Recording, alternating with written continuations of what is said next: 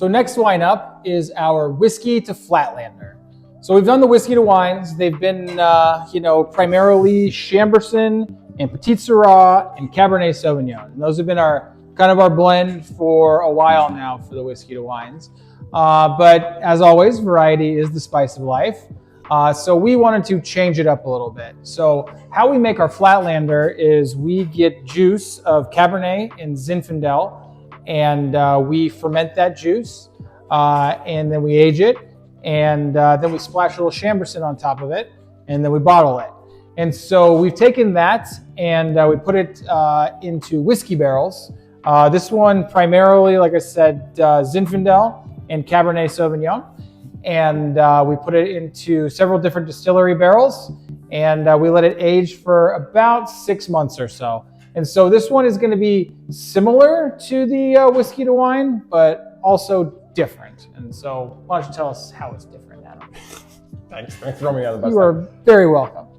So like Jeff said, we use the part of the Flatlander base to it. So it's, I want to say like 60% Capsoft, 40% Zinfandel.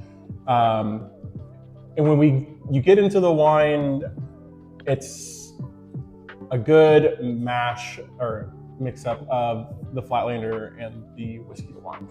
So it definitely carries some of the same notes as both of them, but this is more of a fun little homogeny of the two. So on the nose, it definitely has that whiskey flavor. It also has some of the more brambly fruits that you can kind of get out of Zinfandel while still having the good acidity that you get from Cabernet. Yeah, and actually this one really has that kind of like same whiskey to white nose to it as well. You get a lot more of the whiskey spice to it all. So the rye, the corn, some of the sweet wheat. I think we used a more wheat mash in one of the barrels as well.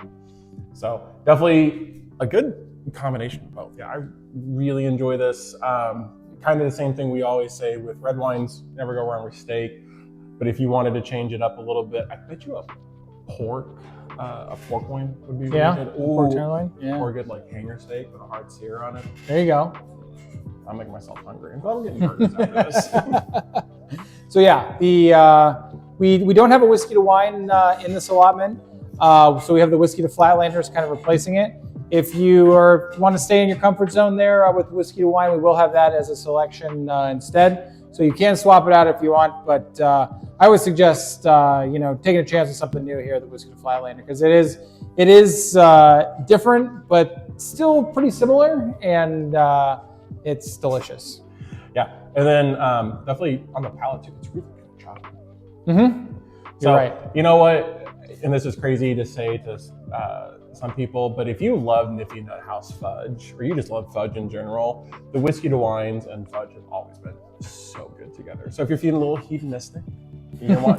Or if you're looking forward to Valentine's Day, there you go, men, this would be something to consider as well. Sounds good. Whiskey to Flatlander. Cheers.